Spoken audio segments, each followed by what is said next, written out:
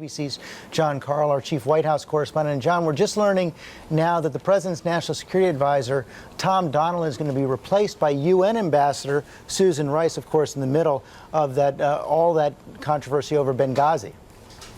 That's right, George. Just a few minutes ago, a senior White House official told me that Donilon is out and Susan Rice is in. This will be something that certainly will capture the attention of Republicans. Susan Rice, of course, as you mentioned, was the one that went on the Sunday shows right after the attack in Benghazi and talked about it being something that came out of protests in Cairo, a very controversial set of Sunday show appearances. She's somebody Republicans don't like very much, but is very close to the president. Now she will be his national security advisor. She has been with him right from the start, from the beginning of his presidential campaign. The president had even looked at her for possible pick as Secretary of State, and she will be a hard-nosed national security advisor.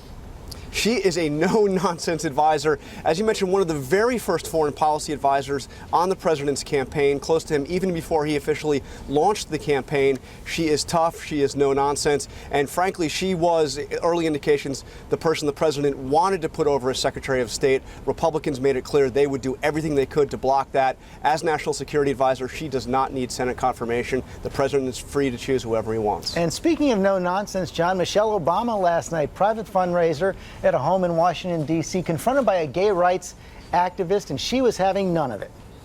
Wait. One of the things that I don't do well is this. And John, right after that, she basically walked right up to the heckler and went toe-to-toe.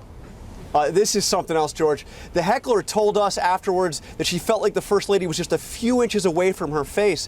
What happened is she came down from the podium, approached the heckler, and said, you could hear a little bit of it in that tape, one of the things I don't do well is this: listen to me, or you can take the mic, but I'm leaving. You all decide. You have one choice. George, the crowd loved it. They started applauding. The heckler was removed, and the First Lady went on with her speech.